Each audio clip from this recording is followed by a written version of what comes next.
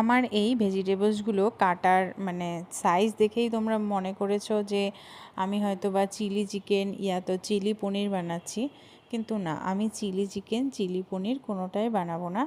আমি চিলি চিকেনের মতোই সলিড চিকেনের পিস দিয়ে একটা মানে চটপটা একটা রেসিপি বানাবো। যারা শুধু চিকেনের ঝোল সব সময় খেতে ভালো লাগে না, যারা কেন আমাদেরও ভালো লাগে না, বাচ্চারাও পছন্দ করে না, বাড়ির বড়রাও পছন্দ করে না, তাদের জন্য এরকম ক্যাপসিকাম টমেটো পেঁয়াজ বড় বড় করে কেটে নিয়ে আর আমি চিকেনটাকে ম্যারিনেট করে রেখেছিলাম আগে থেকেই।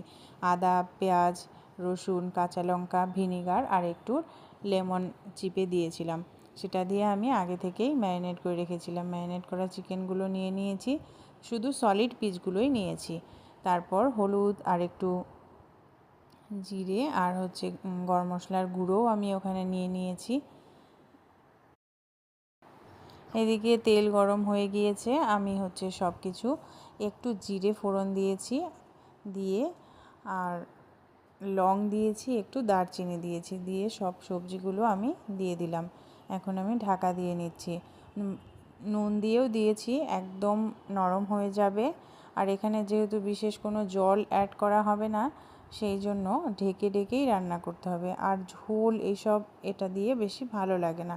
ওই হলুদ গুঁড়ো ওগুলো যে আমি গুলিয়ে নিয়েছিলাম, সেখান থেকে জাস্ট সামান্য যেই জলটা দিয়েছিলাম সেটা দিয়েই, আর ঢেকে ঢেকে রান্না করলে টমেটো ক্যাপসিকাম পেঁয়াজ এইসবের থেকে যে মশলার থেকে যে তেলটা ছাড়বে একটু জল ছাড়বে, এতেই মোটামুটি রান্নাটা হয়ে যায়। আর তাও যদি ড্রাই হয়ে যায় তাহলে আরেকটু সামান্য পরিমাণ জল দিয়ে, সেটা একটু গরম জল হতে হবে, নইলে রান্নার টেস্টটা আলাদা হয়ে যাবে। তারপর আমি এখানে চিকেনের টুকরোগুলো দিয়ে দিলাম, দেখলাম যে সবজিগুলো হয়ে গেছে। সেরকম করে আপনারাও নিজেদের টাইম মতো চেক করে নিয়ে দিয়ে এই দেখো একদম পুরো জল ছেড়ে দিয়েছে।